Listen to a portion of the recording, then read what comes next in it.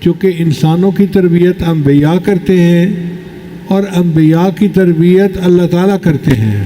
اس لیے قرآن مجید میں پہلے تو ابراہیم علیہ السلام نے کہا کہ میرا رب وہ ہے جو جلاتا ہے اور مارتا ہے۔ اس نے کہا یہ کام تو میں بھی کرتا ہوں۔ ایک بے گناہ بندے کو موت کی سزا دلوا دی۔ اب جب ابراہیم علیہ السلام نے جبرائیل علیہ السلام کو بھی انکار کر دیا تو اللہ فرماتے ہیں کہ پھر ہم نے ارادہ کیا ابراہیم کی مدد کا۔ قلنا، ہم نے کہا یا نار کونی بردم و سلاما علی ابراہیم، ہم نے کہا اے آگ ابراہیم کے ابو جان جب آپ مجھے ذبح کر لیں تو میرے کپڑوں کو لے کے جائیں اور میری امی کو دکھا دینا کہ آپ کا بیٹا اللہ کے نام پہ قربان ہو گیا ہے۔ السلام علیکم۔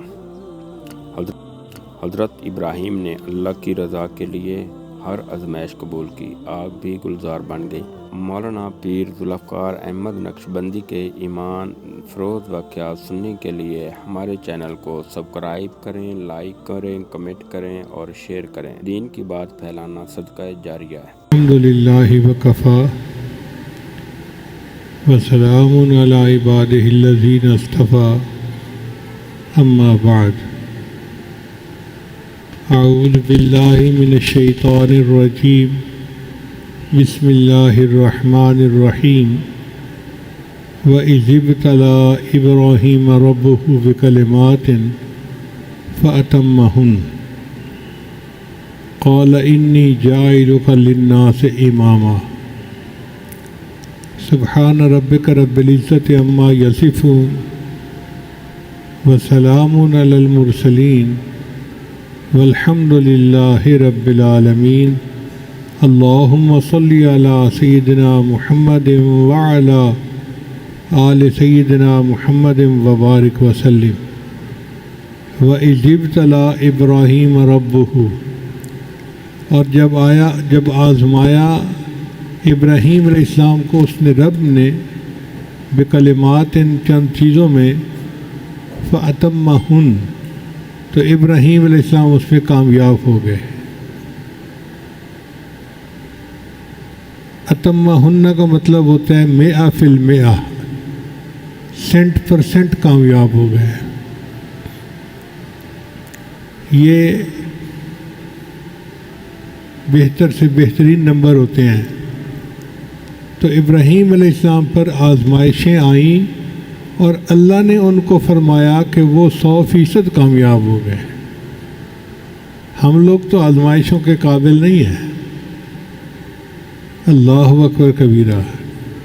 یہاں ایک سوال پیدا ہوتا ہے کہ اللہ تعالیٰ تو علیم بذات الصدور ہیں، سینوں کے بھید جانتے ہیں، پھر انہوں نے کیوں آزمایا؟ تو مفسرین نے اس کا جواب لکھا کہ 3 وجہ سے آزمائش آتی ہے۔ ایک کبھی گناہوں کی وجہ سے آتی ہے، دوسرا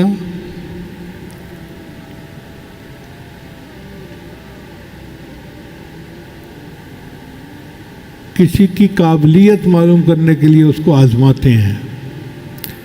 جیسے استاد سوال پوچھتا ہے طالب علم سے تو مقصد ہوتا ہے بچے کی قابلیت کو معلوم کرنا۔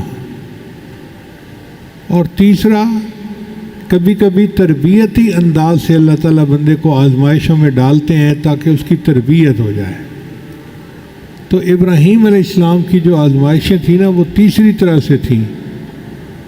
اللہ نے ان کو آزمائشوں میں ڈالا ان کی تربیت کرنے کے لیے، چونکہ انسانوں کی تربیت انبیاء کرتے ہیں اور انبیاء کی تربیت اللہ تعالیٰ کرتے ہیں۔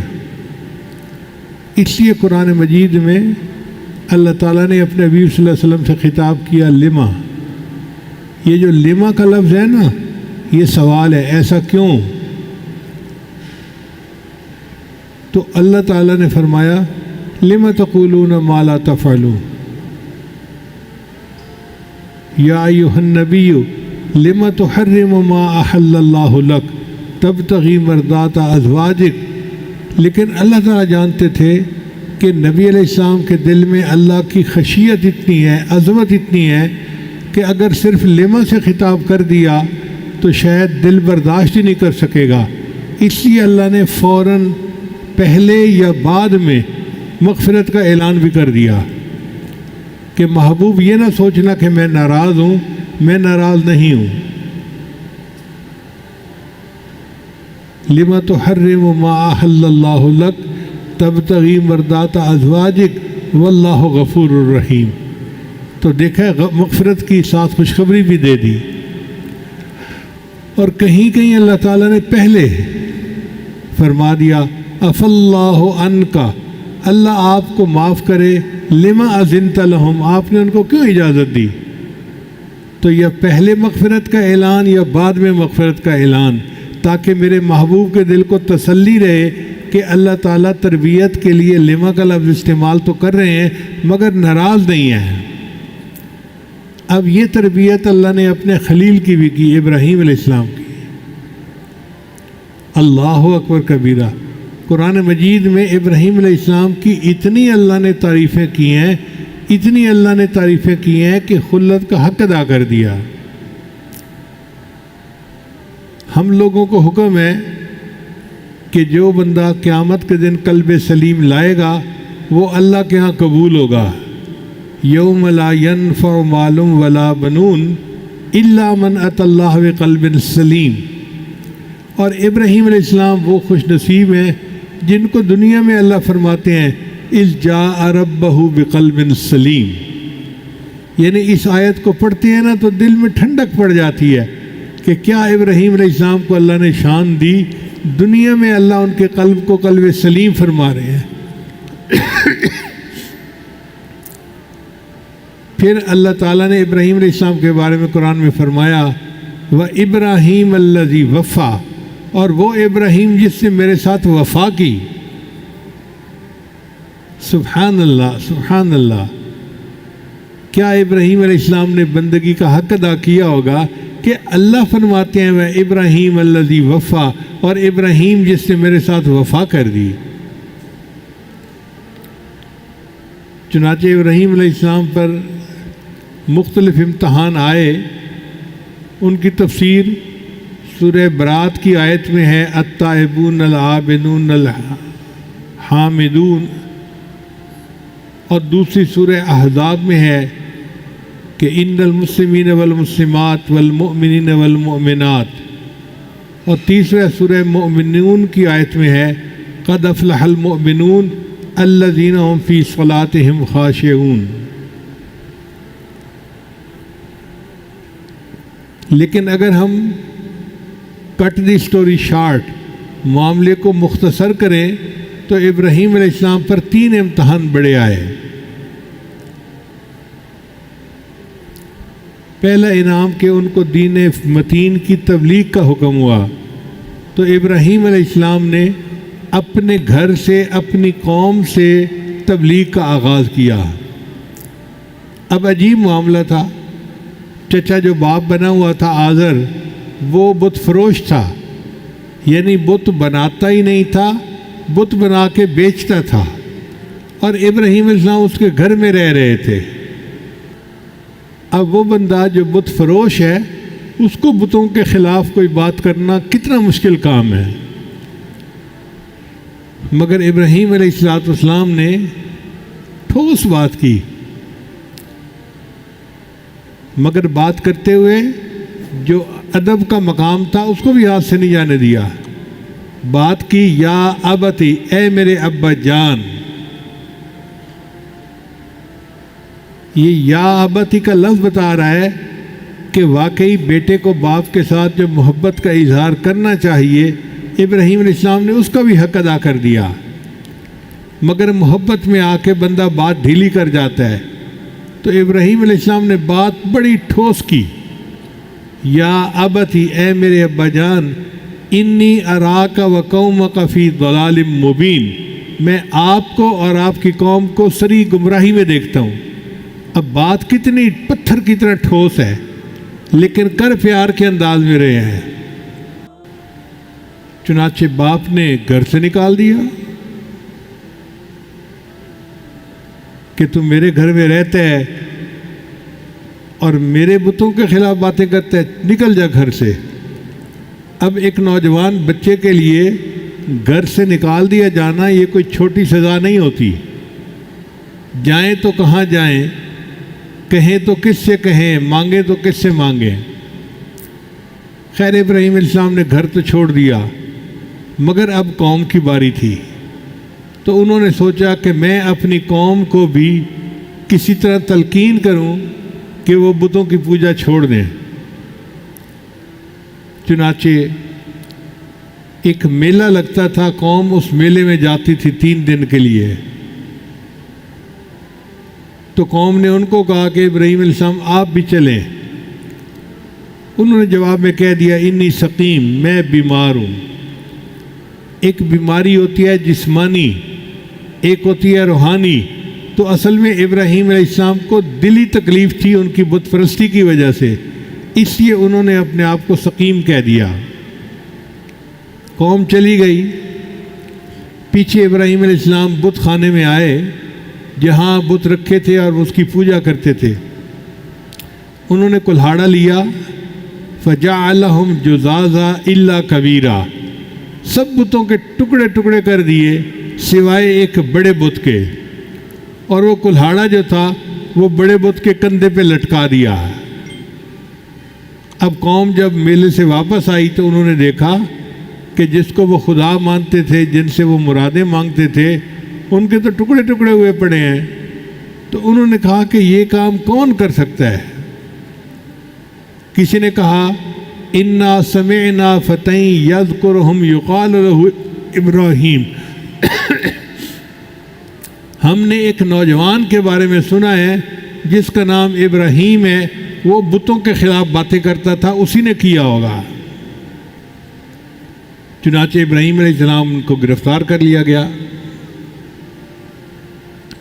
وقت کا بادشاہ جو خود بھی خدائی کا دعویٰ کرتا تھا، اس نے ابراہیم علیہ السلام کو اپنے دربار میں بلا لیا. اب اس نے ابراہیم علیہ السلام سے مناظرہ کیا. تو ابراہیم علیہ السلام نے اس کو ایسے مسکت جواب دیے کہ وہ بیچارہ چپ ہو گیا. پہلے تو ابراہیم علیہ السلام نے کہا کہ میرا رب وہ ہے جو جلاتا ہے اور مارتا ہے. اس نے کہا یہ کام تو میں بھی کرتا ہوں. ایک بے گناہ بندے کو موت کی سزا دلوا دی، اور ایک بندہ جس کو سزائے موت ملی تھی اس کو معاف کر دیا. کہنے لگا دیکھو اس کو میں نے مار دیا، اس کو میں نے زندہ کر دیا. تو ابراہیم علیہ السلام سمجھ گئے کہ سیدھی انگلی سے گھی نہیں نکلنا، یہ ٹیڑھی انگلی سے نکالنا پڑے گا. تو ابراہیم علیہ السلام نے جواب دیا کہ میرا رب وہ ہے یاتی بالشمس من المشرق فاتی بہا من المغرب، میرا رب وہ ہے جو مشرق سے سورج کو طلوع کرتا ہے، اگر تم خدائی کا دعویٰ کرتے ہو تو مغرب سے طلوع کر کے دکھا دو. فبہت الذی کفر، وہ کافر تو مبہوت ہو کے رہ گیا، لاجواب ہو کے رہ گیا. اب جب بندہ لاجواب ہو جاتا ہے نا تو پھر تشدد پہ اتر آتا ہے. چنانچہ اس کے پاس جواب تو تھا کوئی نہیں. اس نے اپنی قوم سے پوچھا کہ اس کا کیا کرنا چاہیے. قوم نے کہا قالوا حرقوہ وانصروا آلہتکم، اس کو آگ میں جلا دو اور اپنے معبودوں کی مدد کرو. عقل کے ایسے اندھے تھے کہ جن معبودوں سے مدد مانگتے تھے کہتے ہیں کہ ہم ان کی مدد کر رہے ہیں. خیر نمرود نے اعلان کر دیا کہ اتنے دنوں کے بعد ہم ان کو آگ میں جلائیں گے، اور اس کے لیے لوگ لکڑیاں اکٹھی کریں. مفسرین نے لکھا ہے اس وقت کی عورتیں منتیں مانتی تھیں، میرا بیٹا بیمار ہے، اگر صحت یاب ہو گیا میں ابراہیم کی چتا میں 2 من لکڑیاں ڈالوں گی، 5 من لکڑیاں ڈالوں گی، 10 من لکڑیاں ڈالوں گی. یوں لکڑیوں کا ایک انبار لگ گیا، پہاڑ بن گیا. اب ان لکڑیوں کو آگ لگانی تھی. آگ تو لگا دی، مگر آگ اتنی زیادہ تھی کہ کوئی قریب بھی نہیں جا سکتا تھا. تو ابراہیم علیہ السلام کو کس طرح ڈالیں؟ نمرود نے ان کو ایک جھولے میں بٹھایا کہ ہم ان کو جھولا جھلائیں گے، اور یہ جب جھولا آگ کے پاس جائے گا نا تو ہم اس کو کھول دیں گے اور یہ آگ کے اندر جا کے گریں گے۔ اب اندازہ لگائیے کہ آگ کا پہاڑ آنکھوں کے سامنے نظر آ رہا ہے اور ابراہیم علیہ السلام اکیلے ہیں اور ان کی حمایت میں کوئی بات کرنے والا ایک بھی بندہ موجود نہیں ہے، مگر ابراہیم علیہ السلام نے اللہ پہ توکل کی اور اس کے لیے تیار ہو گئے۔ آپ خود اندازہ لگائیے کہ جب ان کو جھولے میں بٹھایا گیا ہوگا ان کے دل کی کیفیت کیا ہوگی کہ مجھے آگ میں پھینکا جائے گا اور چند منٹ کے اندر میں آگ سے جل کے کباب بن جاؤں گا۔ اللہ کی شان دیکھیں کہ جب جھولے کو جھلا دیا گیا تو جبرائیل علیہ السلام جو اللہ کے فرشتے ہیں اور ان کے کاموں میں سے ایک کام یہ بھی ہے کہ انبیاء کی اور مومنوں کی دنیا میں مدد فرماتے ہیں، تو انہوں نے اللہ تعالیٰ سے عرض کی، یا اللہ آپ کے خلیل کو آگ میں ڈالا جا رہا ہے، اگر آپ اجازت دیں تو میں ان کی مدد کروں؟ اللہ نے فرمایا ہاں، اگر وہ مدد قبول کرتا ہے تو تم ان کی مدد کرو۔ جبرائیل علیہ السلام کو اللہ نے ایسے پر عطا فرمائے ہیں کہ وہ اڑتے ہیں اتنی تیزی کے ساتھ کہ اگر بارش کا قطرہ زمین سے ایک بالشت اوپر ہو تو بارش کے قطرے کے زمین پر گرنے سے پہلے وہ سدرۃ المنتہا سے زمین پر آ کر پھر واپس جا سکتے ہیں۔ چنانچہ ابراہیم علیہ السلام اس وقت ان کے پاس جبرائیل علیہ السلام آئے اور جبرائیل علیہ السلام نے آ کے کہا، اللہ کا حاجہ، کیا آپ کو میری مدد کی ضرورت ہے؟ اب بتائیں کہ بندے کو جھلا دیا گیا، سامنے آگ ہے، چند لمحوں کی بات ہے، اور اس وقت ایک فرشتہ آ کے پوچھتا ہے جی آپ کی میں مدد کر سکتا ہوں، تو ابراہیم علیہ السلام نے کہا کہ حسبی ان سؤالی علمہ بحالی، کہ جو اللہ کو معلوم ہے کہ میں کس حال میں ہوں، یہ بات مجھے تم سے سوال کرنے سے روک رہی ہے۔ میں تم سے کوئی سوال نہیں کرتا، اس لیے کہ میرے اللہ کو معلوم ہے میرے ساتھ ہو کیا رہا ہے۔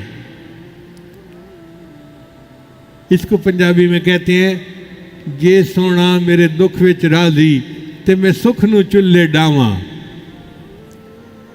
جے سونا میرے دکھ وچ راضی تے میں سکھ نو چلے ڈاواں۔ تو ابراہیم علیہ السلام نے یہی بات کی کہ اگر میرا اللہ راضی ہے کہ میں آگ میں جل جاؤں تو میں اس پہ راضی ہوں۔ اب جب ابراہیم علیہ السلام نے جبرائیل علیہ السلام کو بھی انکار کر دیا تو اللہ فرماتے ہیں کہ پھر ہم نے ارادہ کیا ابراہیم کی مدد کا، قلنا، ہم نے کہا، یا نار کونی بردم و سلاما علی ابراہیم، ہم نے کہا اے آگ ابراہیم کے اوپر ٹھنڈی سلامتی والی ہو جا۔ مفسرین نے لکھا کہ اگر اللہ فرماتے کہ ٹھنڈی ہو جا تو آگ برف کی طرح ٹھنڈی ہوتی اور ابراہیم علیہ السلام فریز ہو جاتے۔ اللہ نے دو لفظ استعمال کیے، بردم و سلامہ، سلامتی والی، چنانچہ اللہ نے آگ کو ایئر کنڈیشن بنا دیا اور ابراہیم علیہ السلام ظاہر میں تو آگ میں گرے اور اللہ نے وہاں ان کو اس طرح رکھا جس طرح کوئی ایئر کنڈیشن میں رہتا ہے۔ اب جتنے دن اللہ نے چاہا، 40 دن یا جو بھی تھا، ابراہیم السلام آگ میں رہے اور ان کا بال بھی بیکا نہیں ہوا، اور بالآخر ان کو خیریت کے ساتھ آگ سے نکال لیا گیا۔ دوسرا ان کے اوپر جو امتحان آیا وہ یہ تھا کہ ابراہیم علیہ السلام عراق کے رہنے والے تھے، کوفہ کے رہنے والے تھے۔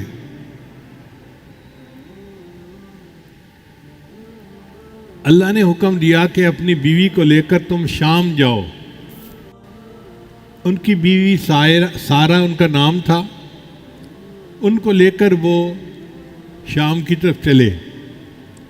راستے میں ایک بدبخت بادشاہ تھا، اس نے اپنی پولیس کو حکم دیا ہوا تھا کہ تم جہاں کہیں کسی خوبصورت عورت کو دیکھو تو مجھے اطلاع دو، میں اس عورت کو پکڑوا لوں گا اور اس کے ساتھ منہ کالا کروں گا۔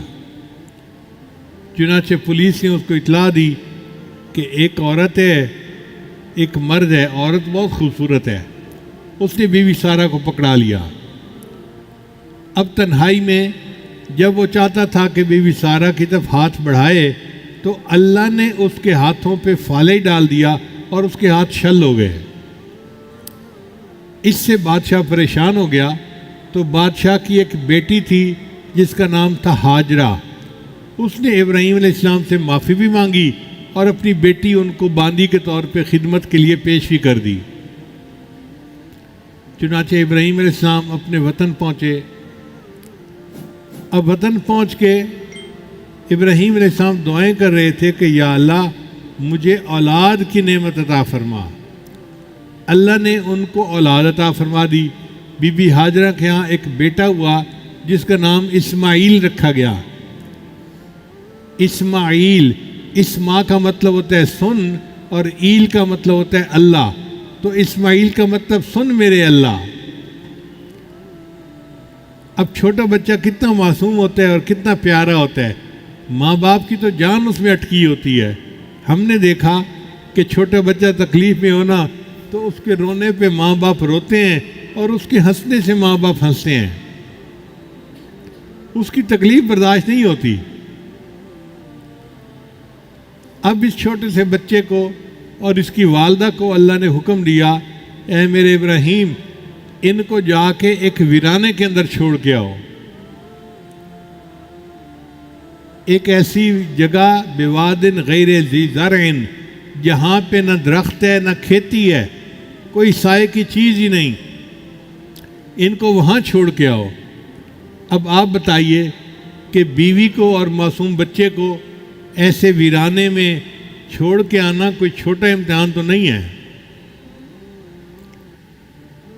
ہم لوگوں کے گھر والے اپنے گھر میں ہوتے ہیں، محفوظ ہوتے ہیں، لیکن پھر بھی ہم باہر کہیں نکلتے ہیں نا تو فکر رہتی ہے کہ اللہ خیر رکھے۔ اور ابراہیم علیہ السلام کو تو حکم ہوا ویرانے میں چھوڑ کے آؤ۔ چنانچہ ابراہیم علیہ السلام نے بیوی کو بچے کو ساتھ لیا اور شام سے وہ چل پڑے مکہ مکرمہ کی طرف۔ اس وقت اس جگہ پر پانی نہیں تھا، جس کی وجہ سے بالکل سبزے کا نام و نشان نہیں تھا۔ جب پانی نہ ہو تو سبزہ کہاں سے ہو؟ چنانچہ ابراہیم علیہ السلام اپنی بیوی اور بچے کو لائے اور انہوں نے لا کر یہاں چھوڑ دیا۔ اب جب چھوڑ کے وہ جانے لگے تو بی بی ہاجرہ نے پوچھا آپ ہمیں چھوڑ کے کیوں جا رہے ہیں؟ ابراہیم السلام چپ رہے۔ پھر دوبارہ پوچھا کہ مجھے اور میرے بیٹے کو اس ویرانے میں جنگل میں چھوڑ کے کیوں جا رہے ہیں؟ ابراہیم السلام پھر چپ رہے۔ تیسری مرتبہ انہوں نے سوال کا انداز بدلا اور یہ پوچھا کہ کیا آپ ہمیں اللہ کے حکم سے یہاں چھوڑ کے جا رہے ہیں؟ تو ابراہیم علیہ السلام نے سر ہلا دیا کہ ہاں۔ تو بی بی ہاجرہ نے کہا اگر اللہ کے حکم پر چھوڑ کر جا رہے ہیں تو اللہ ہمیں ضائع نہیں ہونے دیں گے۔ سبحان اللہ، اللہ پر یہ اعتماد و توکل ہمارے گھر کی ہر عورت کو نصیب ہو جائے، ہر مرد کو نصیب ہو جائے۔ چنانچہ ابراہیم علیہ السلام ان کو چھوڑ کر ذرا آگے گئے، مگر دل تو دکھی تھا۔ اللہ کا حکم تو پورا کر دیا تھا، مگر دل تو غمزدہ تھا نا کہ بیوی اور بیٹے کو ایسی جگہ چھوڑ کے جا رہے ہیں، نہ بندہ نہ پرندہ، پتہ نہیں کوئی درندہ آئے اور دونوں کو نقصان پہنچا جائے تو کیا ہوگا۔ چنانچہ تھوڑا دور جا کے ابراہیم علیہ السلام نے دعا مانگی، رب انی اسکنت من ذریتی بواد غیر ذی زرع عند بیتک المحرم، اے اللہ میں نے اپنے اولاد کو آپ کے مقدس گھر کے پاس جو غیر ذی زرع ہے چھوڑ دیا ہے، آباد کر دیا ہے۔ مقصد کیا ہے؟ ربنا لیقیموا الصلاۃ، اے اللہ تاکہ وہ نماز قائم کرے۔ فجعل افئدۃ من الناس تہوی الیہم، اے اللہ لوگوں کے دل ان کی طرف مائل کر دے تاکہ وہ دین کا کام کر سکیں۔ لوگوں کے دل متوجہ ہوں گے تو دائی دین کا کام کر سکتے ہیں نا۔ وارزقہم من الثمرات، اور اے اللہ ان کو کھانے کو پھل عطا فرما۔ اب ذرا غور کیجیے کہ ظاہر میں وہاں پر تو کوئی نہ درخت ہے نہ کوئی کھیتی ہے، اور ابراہیم علیہ السلام کھانے کے لیے پھل مانگ رہے ہیں، اے اللہ ان کو کھانے کو پھل عطا فرما، اس لیے کہ ان کا یقین کامل تھا اور وہ جانتے تھے کہ اللہ جو چاہے جہاں سے چاہے وہ نکال سکتا ہے، اس کو پیدا کر سکتا ہے۔ اللہ تعالیٰ نے قرآن مجید میں ابراہیم علیہ السلام کی اس دعا کا قبولیت کا بھی تذکرہ کر دیا اور فرمایا کہ دیکھو یہ میرا گھر وہ جگہ ہے یجبا الیہ ثمرات کل شیء، ہر چیز کا پھل یہاں پہ پہنچتا ہے۔ آج آپ مکہ مکرمہ جائیں آپ کو ہر چیز کا پھل ملے گا، سرد ملکوں کے پھل، گرم ملکوں کے پھل، ہر موسم کے پھل وہاں ملتے ہیں، حتیٰ کہ انسان کا پھل اس کی اولاد ہوتی ہے وہ بھی ہے۔ ہر بندہ تڑپتا ہے میں اپنے بچے کو مکہ مکرمہ بھیجنا چاہتا ہوں، میں مدینہ طیبہ بھیجنا چاہتا ہوں، اللہ نے سب ثمرات وہاں پہنچا دیے۔ خیر ابراہیم علیہ السلام تو واپس آ گئے، اب پیچھے بی بی ہاجرہ نے اپنے بیٹے کو دودھ پلایا۔ اب عورت کا دودھ تو ایک دن میں ختم ہو جاتا ہے، تو بچہ روتا تھا اور وہاں پہ نہ پینے کے لیے دودھ تھا نہ پینے کے لیے پانی تھا۔ اب آپ بتائیں بچہ پیاسا ہو، معصوم ہو، چھوٹا ہو اور وہ رو رہا ہو تو ماں کے دل پہ کیا گزرتی ہے؟ تو بی بی ہاجرہ بہت پریشان سوچنے لگی کہ میں جا کے ذرا دیکھوں تو صحیح، شاید کہیں درخت نظر آ جائیں اور پانی کی کوئی امید نظر آ جائے۔ چنانچہ دو پہاڑی چوٹیاں تھیں، ایک کا نام تھا صفا اور دوسری کا نام تھا مروہ۔ انہوں نے بچے کو لٹایا اور صفا کے اوپر چڑھ گئی، مگر وہ جگہ ایسی تھی جہاں سے وہ ادھر ادھر درختوں کو بھی دیکھ رہی تھی اور نظر بچے پہ بھی تھی کہ کوئی درندہ آ کے بچے کو نقصان نہ پہنچا جائے۔ بچے کا نظر میں رہنا بھی ضروری تھا۔ پھر سوچا کہ یہاں سے تو کچھ نظر نہیں آتا، چلو میں دوسری چوٹی پہ جاتی ہوں۔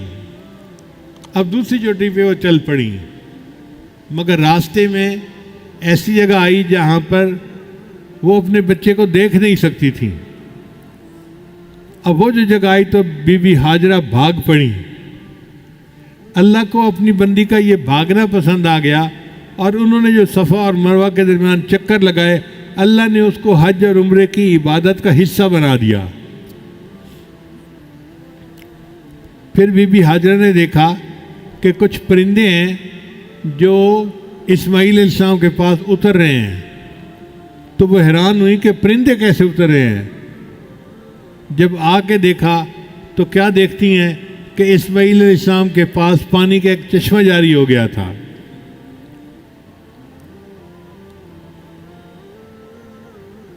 اب پانی نیچے سے آ رہا تھا اور پھیل رہا تھا، تو بی بی ہاجرہ نے چند پتھر ارد گرد رکھے اور اس کو کہا زم زم۔ زم زم کا مطلب ہوتا ہے ٹھہر جا ٹھہر جا۔ یہ زمزم کا چشمہ تھا جو جاری ہو گیا۔ اب وہاں پانی ملنے لگا۔ جب پانی ملنے لگا تو بی بی ہاجرہ نے وہاں قیام کر لیا۔ ایک قبیلہ تھا بنو جرہم، وہ قریب رہتا تھا، پانی کی وجہ سے وہ بھی بہت خوش ہو گئے، بلکہ اب قافلے جو آتے جاتے تھے نا شام کی طرف، وہ یہاں آ کر رکتے تھے اور یہاں پانی پیتے تھے، پانی سے نہاتے تھے اور سیراب ہوتے تھے۔ تو یہاں پر ایک بستی بننے لگ گئی، اس کا نام مکہ مکرمہ پڑ گیا۔ جب اسماعیل علیہ السلام ذرا بڑے ہوئے، جوان ہوئے، تو اللہ نے ابراہیم علیہ السلام کو حکم دیا کہ میرے گھر کی تعمیر کرو، تعمیر نو۔ یہ بیت اللہ کو سب سے پہلے فرشتوں نے بنایا تھا، پھر اس کے بعد آدم علیہ السلام نے بنایا تھا۔ پھر یہ سلسلہ چلتے چلتے ابراہیم علیہ السلام کے زمانے میں بیت اللہ کی بنیادیں تو تھیں، لیکن عمارت بوسیدہ ہو کے گر گئی تھی۔ تو اللہ نے حکم دیا اے میرے خلیل میرے گھر کو بناؤ۔ تو ابراہیم علیہ السلام نے اپنے بیٹے کے ساتھ مل کر بیت اللہ کو تعمیر کیا، معمار کعبہ بنے۔ قرآن مجید میں ہے وَإِذْ يَرْفَعُ إِبْرَاهِيمُ الْقَوَاعِدَ مِنَ الْبَيْتِ وَإِسْمَاعِيلُ، یاد کرو اس وقت کو جب ابراہیم اور اسماعیل میرے گھر کی بنیادیں کھڑی کر رہے تھے۔ اب ہم تو بنیاد کھڑی کر کے خوش ہو جاتے ہیں، جی ادارہ بن گیا، عمارت کھڑی ہو گئی، مگر اصلی بات آگے ہے کہ ابراہیم علیہ السلام نے دعا مانگی ربنا تقبل منا، اے اللہ اس کو ہم سے قبول کر لیجئے۔ اصل چیز قبولیت ہے، اگر قبولیت نہ ہوگی تو ادارے بنانے کا کیا فائدہ۔ پھر انہوں نے دعا مانگی ربنا وجعلنا مسلمین لک ومن ذریتنا امۃ مسلمۃ لک، اے اللہ ہمیں بھی مسلمان بنا دے، مسلمان سے مراد تسلیم کرنے والا، بات ماننے والا، اور ہماری اولاد میں سے بھی ایک ماننے والوں کی جماعت کر دے۔ یہ فرق ہوتا ہے، دنیا دار اولاد کے لیے اللہ سے دنیا مانگتے ہیں، اور اللہ والے اولاد کے لیے اللہ سے آخرت مانگتے ہیں۔ تو ابراہیم علیہ السلام نے دعا مانگی اے اللہ میری آنے والی اولاد میں اپنے فرمان بردار بندوں کی ایک جماعت بنا دے، اور اے اللہ ہمیں حج کے ارکان سکھا دیجئے، مناسک سکھا دیجئے، اور اے اللہ گھر تو میں نے بنا دیا، اس کو آباد کرنے والے کو بھیج دیجئے، مدرسہ میں نے بنا دیا، پڑھانے والے کو بھیج دیجئے، عبادت خانہ میں نے بنا دیا، عبادت سکھانے والے کو بھیج دیجئے۔ ابراہیم علیہ السلام نے عجیب دعا مانگی۔ جب مزدور مزدوری کرتا ہے تو اجرت مانگتا ہے، تو ابراہیم علیہ السلام نے اللہ سے درہم اور دینار نہیں مانگے، دنیا کا مال نہیں مانگا، بلکہ ابراہیم علیہ السلام نے کہا اے اللہ مجھے کچھ نہیں چاہیے، بس مجھے آمنہ کا لال عطا کر دیجئے۔ اب اندازہ لگائیے جس جگہ پر دعا ہوئی اس کا نام ہے بیت اللہ، اور دعا مانگنے والے ابراہیم خلیل اللہ، اور آمین کہنے والے اسماعیل ذبیح اللہ، اور جن کے لیے دعا مانگی ان کا نام تھا محمد الرسول اللہ۔ چنانچہ نبی علیہ السلام نے فرمایا میں ابراہیم علیہ السلام کی دعا کی قبولیت بن کے دنیا میں آیا ہوں۔ پھر ایک تیسرا امتحان بھی آیا، وہ امتحان اس سے بھی زیادہ مشکل تھا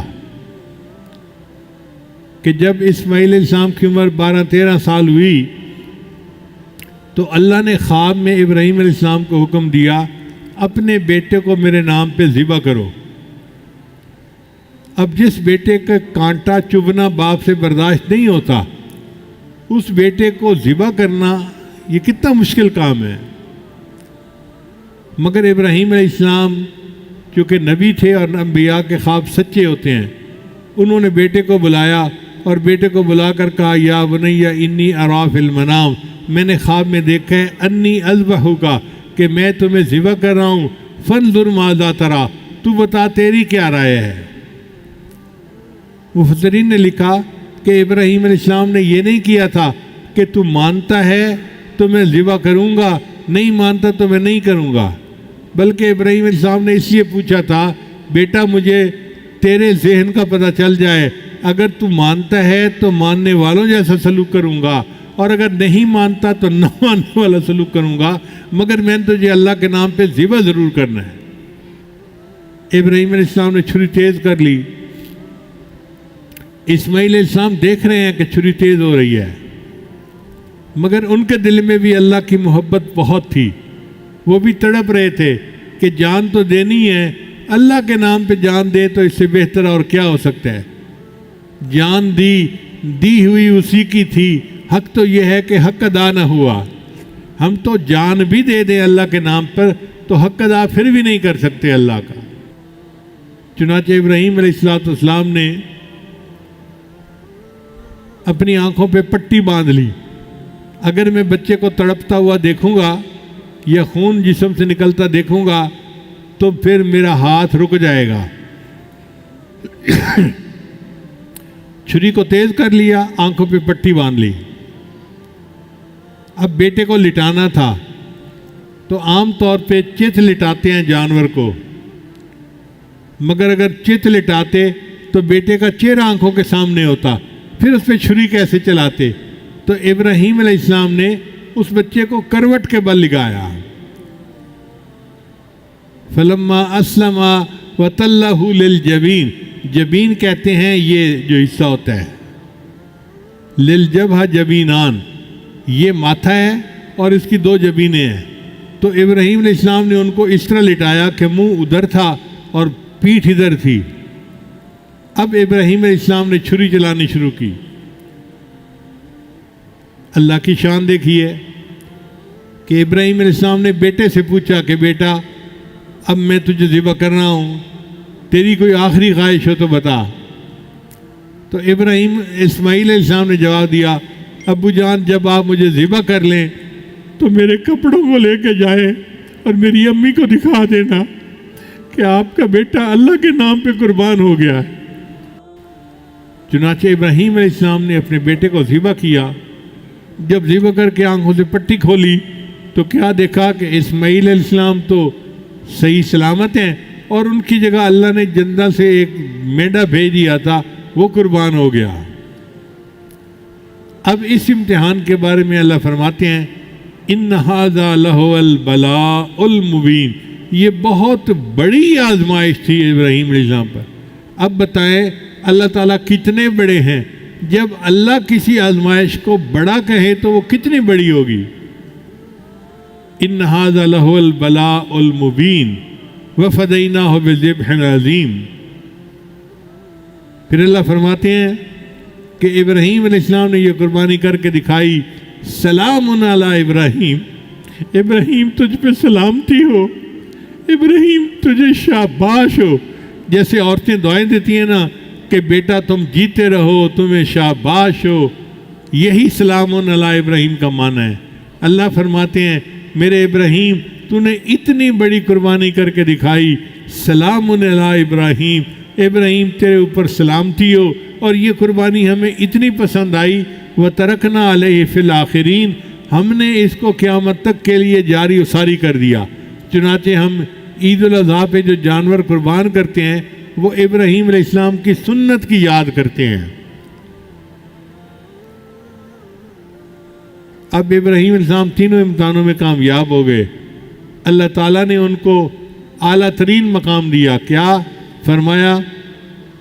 انی جاعلک للناس اماما، اے میرے ابراہیم میں تجھے انسانوں کا امام بناتا ہوں۔ آپ اندازہ لگائیے ابراہیم علیہ السلام کی اولاد میں 18,000 کے قریب علماء پیدا ہوئے ہیں۔ کسی کی اولاد میں ایک ولی ہونا تو وہ خوشی سے پھولا نہیں سماتا۔ اللہ نے ان کو ابو الانبیاء بنایا کہ وہ ہزاروں انبیاء کے باپ دادا کہلائے۔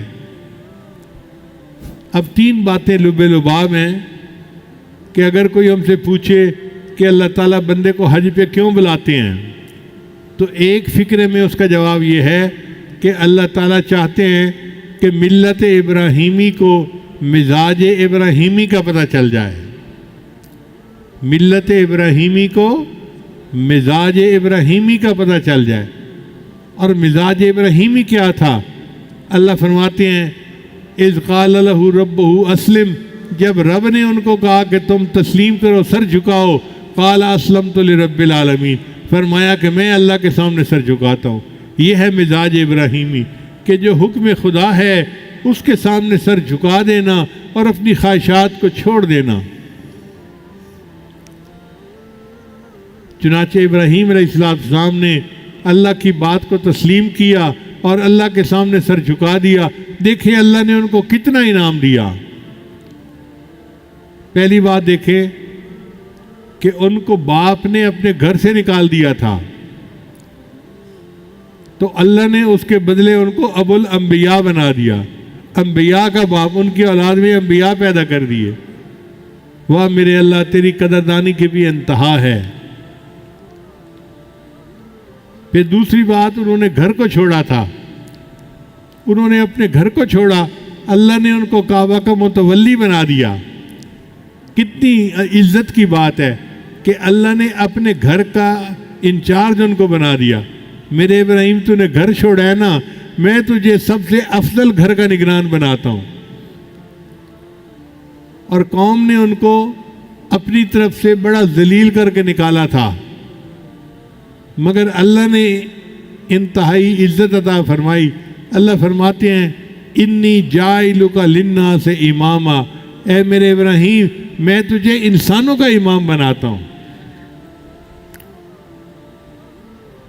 اللہ تعالیٰ بڑے قدردان ہیں۔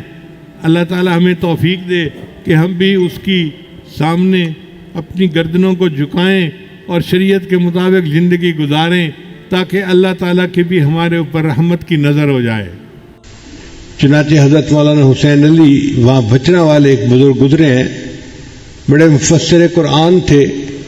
ہمارے حضرت نے ان سے تفسیر قرآن کا علم سیکھا۔ حضرت فرماتے تھے کہ وہ عشاء کے بعد مراقب ہوتے تھے اور پوری رات مراقب رہتے تھے۔ ان کے ہاں خانقاہ میں مراقبے کی ابتدا ہوتی تھی تو اختتامی دعا نہیں ہوتی تھی۔ مریدین کو کہا ہوا تھا کہ جو بندہ تھک جائے وہ اٹھ کے چلا جائے۔ ایک گیا، دوسرا گیا، تیسرا گیا، حتیٰ کہ سب اٹھ کے چلے جاتے تھے۔ حضرت اکیلے رہ جاتے تھے، جب دیکھتے کہ کوئی بھی اور نہیں تو تہجد کی نیت مان لیا کرتے تھے۔ پوری رات اللہ کی یاد میں گزار دینا۔ مصر کے ایک بڑے بزرگ گزرے ہیں، سید بدوی رحمۃ اللہ علیہ۔ ان کے بارے میں آتا ہے کہ وہ 40 دن کا مراقبہ کیا کرتے تھے۔ تو مجھے حیرت ہوئی کہ 40 دن کا، تو کتاب میں تفصیل لکھی ہوئی تھی کہ وہ صرف نماز کے لیے اٹھتے تھے اور جماعت کے ساتھ نماز پڑھ کے پھر مراقب، یا کسی وقت بھوک پیاس کی وجہ سے اٹھتے تھے اور کھانا کھا کے پھر مراقب۔ 40 دن وہ مراقبے ہی کی صورت میں گزارا کرتے تھے، اور اس کی وجہ سے ان کے چہرے پہ اتنا نور آ گیا تھا کہ لوگ ان کے چہرے کی نورانیت کو دیکھ نہیں سکتے تھے۔ تو آخری عمر میں وہ چہرے کو چھپایا کرتے تھے، جیسے عورتیں چہرے پہ نقاب رکھتی ہیں نا پردے کی وجہ سے، وہ اس طرح چہرے پہ نقاب رکھتے تھے۔ ایک مرتبہ ان کے خادم نے کہا کہ مجھے اتنا عرصہ ہو گیا خدمت کرتے ہوئے، آپ مجھ سے بھی چہرہ چھپاتے ہیں، مجھے تو اپنا چہرہ چھپا دیجیے۔ تو انہوں نے چہرے سے نقاب ہٹایا تو ان کا مرید جو تھا وہ وہی غش کھا کر گرا، بے ہوش ہو گیا۔ اور یہی حال حضرت موسیٰ علیہ السلام کا تھا، جب ان پر تجلی پڑی تھی اس کے بعد لوگ ان کے چہرے کی نورانیت کو دیکھ نہیں سکتے تھے۔ تو سید بدوی رحمۃ اللہ علیہ کی بھی کیفیت یہی تھی، اتنا اللہ کا ذکر کرتے تھے کہ 40 دن تک مراقبہ کرتے تھے، اور بعض ہمارے بزرگ پوری رات مراقبہ کرتے تھے۔ کیوں؟ ان کو ذکر کی لذت ملتی تھی۔ اللہ کے بڑے مزے جو بھی چاہے وہ چکھ لے، یہ تو کر کے دیکھنے کا کام ہے۔ اگر شروع میں لذت محسوس نہیں ہوتی تو استغفار کریں، اللہ سے دعائیں مانگیں اور کوشش کریں، چند دنوں کے اندر ذکر کی لذت ملنی شروع ہو جائے گی۔ پھر ایسا مزہ آئے گا کہ دل چاہے گا کہ میں مراقبے میں بیٹھوں اور کوئی مجھے ڈسٹرب نہ کرے۔ ایسے بھی لوگ ہیں دنیا میں جو روزانہ کے معاملات کرنے سے پہلے 2 رکعت نفل پڑھتے ہیں، یا اللہ اب میں معاملات میں بیٹھ رہا ہوں، کوئی بندہ نہ آ جائے جو مجھے ڈسٹرب کرے۔ تو گھنٹوں ذکر کرنا مشکل نہیں ہے، مگر اس کی لذت مل جائے تو۔ آج بچوں کو دیکھو، آئی پیڈ کے اوپر گھنٹہ 2 گھنٹے بیٹھنا کوئی مشکل نہیں ان کے لیے۔ اگر ایک بچے کو آئی پیڈ پہ تصویریں دیکھنے کا اتنا مزہ آتا ہے تو اللہ والے جو ذکر میں بیٹھتے ہیں ان کو بھی اپنے دل کی سکرین پہ پتہ نہیں کیا دیکھنے کا مزہ آتا ہے۔ رہوں بیٹھا میں اپنا سر جھکا کر،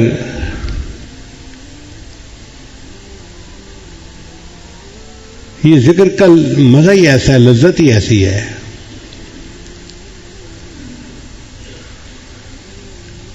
ویسے ایک دستور ہے کہ دنیا میں کسی بھی بڑے آدمی کو آپ ملنے کے لیے جائیں تو آپ کو انتظار میں بیٹھنا پڑے گا. مثلاً آپ جائیں جی میں پولیس کے بڑے سے ملنا ہے، تو یہ نہیں ہو سکتا کہ آپ جائیں اور سیدھا دفتر میں اس کے سامنے جا کے بیٹھ جائیں. آپ کو دفتر کے بعد انتظار کرنا پڑے گا. جی صاحب میٹنگ میں فارغ ہوں گے، آپ سے بات کریں گے. آپ کسی بڑے مفتی کے پاس جائیں، کسی بڑے آدمی کے پاس جائیں، جس بڑے کے پاس بھی جائیں گے آپ کو انتظار کرنا پڑے گا. اور اگر کوئی وی وی آئی پی پرسنالٹی ہے، جیسے ملک کا صدر ہوتا ہے، تو پھر تو آپ کو ہو سکتا ہے مہینوں انتظار کرنا پڑے. تو جس طرح دنیا کے کسی بڑے سے ملنے کے لیے انتظار کرنا پڑتا ہے، اللہ تعالیٰ کا دیدار پانے کے لیے بھی بندے کو انتظار کرنا پڑتا ہے. اب یہ انتظار دنیا میں اگر شروع کر دیں تو ہر روز آدھے گھنٹے کا مراقبہ، 1 گھنٹے کا مراقبہ، میرے وہ جو انتظار کا ٹائم ہے وہ پورا ہوتا جا رہا ہے. اگر دنیا میں اس نے انتظار کا ٹائم مکمل کر لیا، اللہ اس کو قیامت کے دن اپنا دیدار عطا فرما دیں گے. اور اگر دنیا میں یہ عمل نہ کر سکا تو پھر اس کو آگے جا کر انتظار کرنا پڑے گا. پھر اس کو اللہ تعالیٰ جنت دیں گے اور اپنا دیدار عطا فرمائیں گے. لیکن بڑے کے ملاقات سے پہلے انتظار کی گھڑیاں پوری کرنی پڑتی ہیں. انہی کا نام مراقبہ ہے. ہم مراقبے کو اس نیت کے ساتھ کریں، اللہ میں آپ کا دیدار چاہتا ہوں اور اس کے لیے یہ جو انتظار کی گھڑی ہیں میں دنیا میں پوری کر رہا ہوں. آج آدھا گھنٹہ، 15 منٹ، 1 گھنٹہ، 2 گھنٹے، اللہ یہ گھنٹوں کیا چیز ہے. آپ دیدار کا وعدہ تو کریں، پوری زندگی لگانے کو تیار ہوں. سر طور ہو، سر عرش ہو، ہمیں انتظار قبول ہے. سر طور ہو، سر حشر ہو، ہمیں انتظار قبول ہے. وہ کبھی ملے، وہ کہیں ملے، وہ کبھی صحیح، وہ کہیں صحیح. اللہ آپ ملنے کا وعدہ تو کریں، کبھی ملے، کہیں ملے، ہم اس کے لیے تیار ہیں. تو جب دل کی یہ کیفیت ہوگی پھر ذکر میں بیٹھنا مشکل نہیں ہوگا. انسان مصروفیات میں سے ٹائم نکال لے گا اور کچھ نہ کچھ وقت نکال کے روزانہ اللہ کی یاد میں بیٹھے گا. جس طرح ذکر کی لذت ہے، اسی طرح اللہ کے قرآن پڑھنے کی بھی لذت ہے. مگر وہ لذت ہر بندہ نہیں محسوس کر سکتا.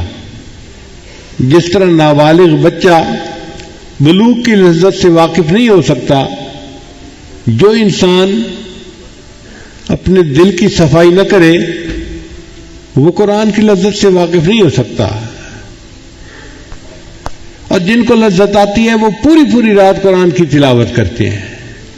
اللہ کے محبوب صلی اللہ علیہ وسلم پوری رات قرآن مجید کی تلاوت میں گزار دیتے تھے.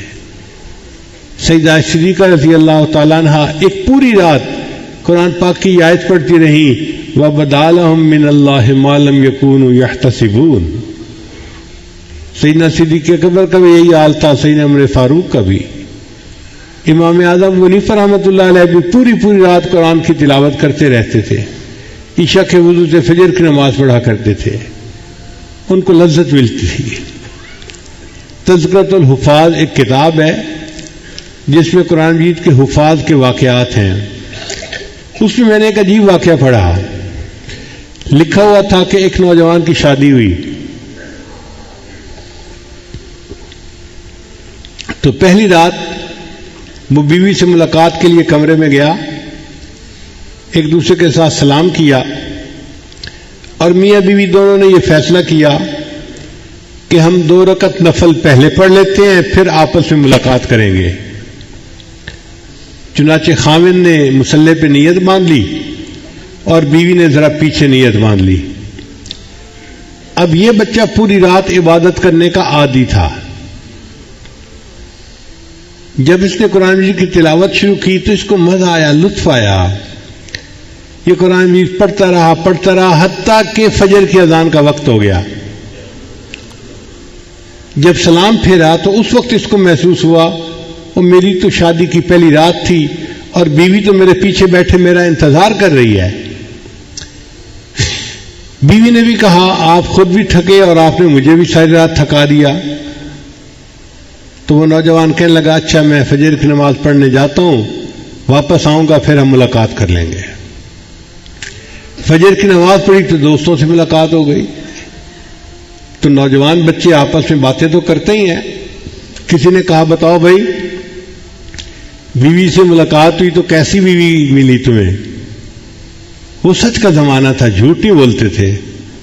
اس نے کہا جی میری تو بیوی سے ملاقات ہی نہیں ہوئی. وہ کہنے لگے تو بھی کیسا مرد ہے کہ بیوی ساری رات تیرے پاس رہی, تیرے کمرے میں رہی, اور تو کہتا ہے کہ ملاقات کا وقت ہی نہ ملا. اس وقت اس نے کہا کہ اللہ کی قسم میں نے 2 رکعت نفل کی نیت باندھی تھی, قرآن مجید کی لذت مجھے ایسی ملی ذہن سے خیال ہی نکل گیا کہ بیوی انتظار میں بیٹھی ہوئی ہے. تو ذکر کی اپنی لذت ہے, قرآن مجید کی اپنی لذت ہے, اور نماز کی اپنی لذت ہے. سب سے پہلے درجے پر ہے ذکر کی لذت, پھر اس سے اونچے درجے پہ ہے قرآن مجید کی لذت, اور اس سے بھی اونچے درجے پہ ہے نماز کی لذت. ذکر کی لذت ایسی ہے جیسے کوئی دور سے بیٹھ کے محبوب کو یاد کرتا ہے, اس کو بھی مزہ آتا ہے. جو دور سے بیٹھا اپنے محبوب کے خیالات میں مگن ہے اس کو مزہ آتا ہے. ذکر کی لذت ایسے ہی ہے. اور قرآن مجید کی لذت ایسے ہے جیسے کوئی اپنے دوست سے ٹیلی فون پہ گفتگو کر رہا ہو. تو یاد کرنے کا مزہ کم ہے, گفتگو کرنے کا مزہ اس سے زیادہ ہے. اور نماز کی لذت ایسی ہے جیسے محبوب کے سامنے بیٹھ کے اس کا دیدار کر رہا ہو اور بات چیت کر رہا ہو.